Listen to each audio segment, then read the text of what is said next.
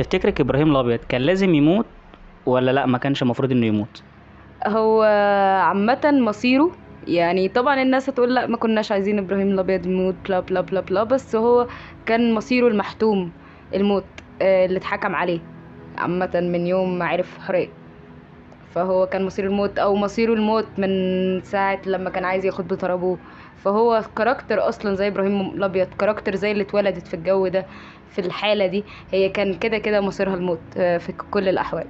بس هو بدأ ياخد طاره اصلا من هو لسه عيل صغير، يعني قصدك من هو لسه عيل صغير ومن ساعة ما ابوه مات هو هو من اول. مصيره كده، هو مصيره كده هو من اول الفيلم الناس عارفة ان ده مصيره ان هو هو يموت. بس كان بيقرب لمصيره اكتر، كنت بتشوف ازاي الطريقة اللي مصيره هينتهي بيها.